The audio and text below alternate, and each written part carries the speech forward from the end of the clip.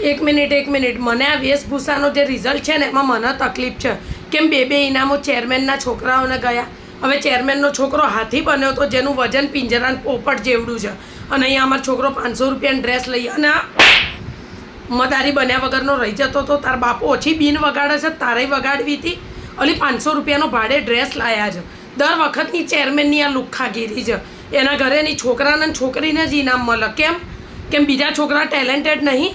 છોકરી બની હતી નાગણ જ છે તું તારી માં 2 જણીઓ. પૈસા શેના માટે ઉઘરાવો છો જો છોકરાઓને મન જ તોડવા હોય તો? અને તું ચૂપ રહે. તારા બાપના કારણે તને મદારી બનાવ્યો હતો. નાલાયક.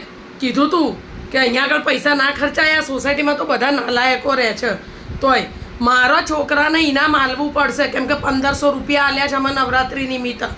અને દર વખતે ચેરમેનના છોકરાને શેનું ઇનામ જાય છે? હવે છે અહીં હમણાં એક લાફો મારો તો ઉડીને 7મા માળે જાય એવો છે. હાથી બન્યો તો નવરીનો. ક્યાંય દેખાતો નહીં ને તો ઉંદર બનાવી નાખત ને. અને તું ઘર ભેગી નો થા મદારી. ના પાડી હતી મેં એને ના પાડી હતી કે તું અહીંયા આગળ સોસાયટીમાં કોઈ જાતના હલાડા ને ભવાડા લઈશ નહીં. આપણને એમ થાય કે ના ભાઈ છોકરું છે, કરવા દો. ભણવું કરવું છે નહીં ને મદારી બન્યો તો જમથી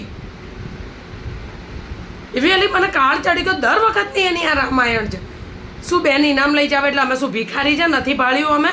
હે 1 થી 5માં મારા છોકરાનું નામ બોલાવ. અલી હું ભલે મારા છોકરાઓને મારું કે જોડું, પણ જો કોઈક બહારનું મારા છોકરાને બોલી જાય ને તેની પત્તરડી ફાડી નાખું હું તો.